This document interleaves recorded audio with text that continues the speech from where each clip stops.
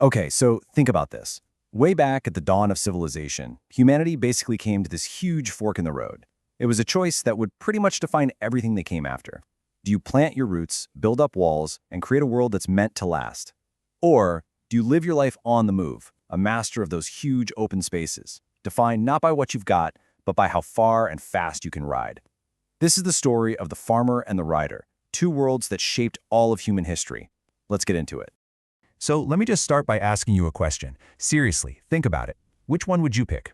Would you go for the security of the farm, with its steady supply of food and a settled community? Or would you choose the pure freedom of the steppe, a life of constant motion, built for survival and, yeah, for war? These were two completely different ways of living, and each one came with its own set of amazing advantages and, honestly, some pretty brutal downsides. All right, so on one hand, you've got the city builder. Their whole world is built around planting crops and staying in one place. That creates a food surplus, which is a total game changer. It lets people specialize, build cities, and create this really complex social pyramid, a society with a lot of different layers. And on the other hand, you have the steppe rider. Their world is all about pastoral nomadism, moving with their herds. They are always mobile, organized by family ties, and their life is basically, by necessity, a kind of constant military training. But what was it that created these two totally different ways of life? You might think it was a big philosophical choice, but not really. Not at first anyway. The main thing shaping these societies was the land itself. Geography wasn't just some boring backdrop, it was practically destiny. And this slide just shows it perfectly. Two incredibly different landscapes that created two very different cultures.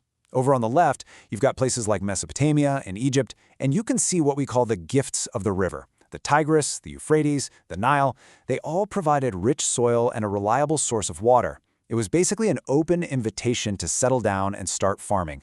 Then on the right, you see the demands of the steppe, this huge, endless grassland where farming was pretty much impossible. It couldn't support a farm, no way, but it was the perfect highway for a horse. So what was the result? Well, these different environments kicked off two parallel human experiments. One of them became totally rooted in one place, building massive cities and complicated hierarchies, all based on the steady rhythm of the harvest. The other became a culture of nonstop motion, always following their herds across the grasslands. So how did these two worlds actually organize themselves? I mean, the differences couldn't be more extreme. It really came down to a choice between the super rigid pyramid of power and a much more flexible web of family. In those river valleys, society pretty quickly organized itself into a pyramid.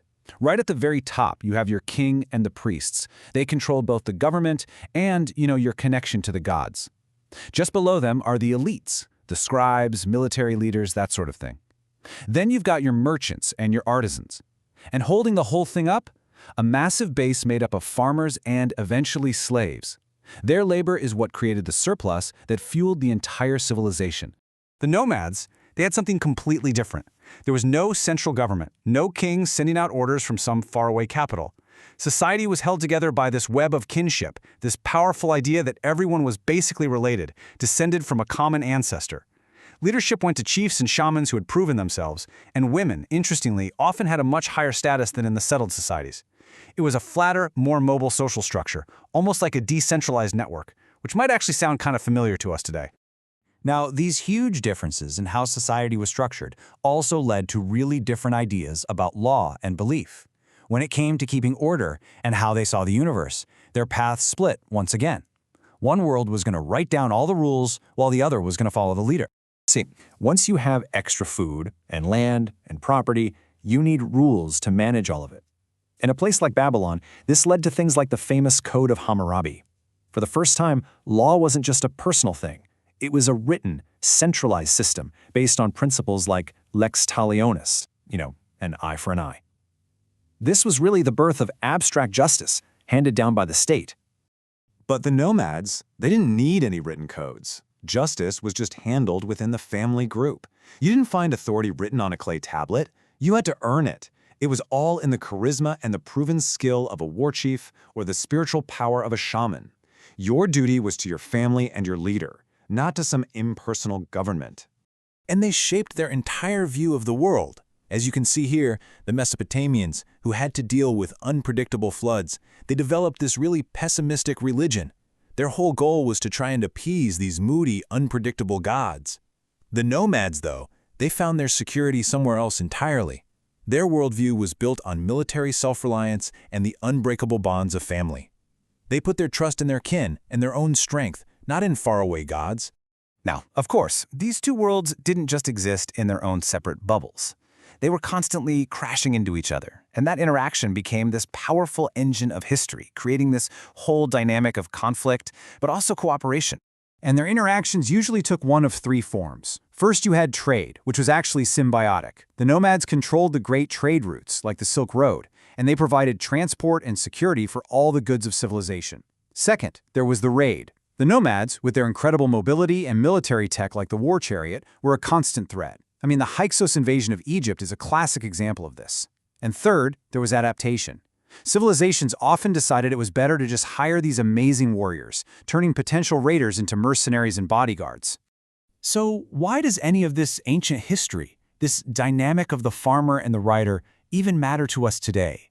Well, because these two models of how to organize a society have left behind echoes that you can still hear loud and clear in our modern world.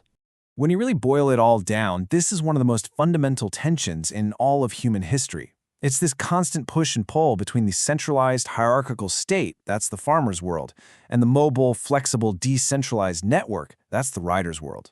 This dynamic didn't just end in the ancient world. You can see it playing out over and over again all through the centuries. And that leaves us with one last thought to chew on. Our world today is built on digital networks that cross borders in an instant. Capital and information move at the speed of light, and people are more mobile than they've ever been. So, are we, in a way, becoming more like those nomads from the past? Is our future going to be defined more by the flexible network than by the fixed pyramid? It's a question worth thinking about.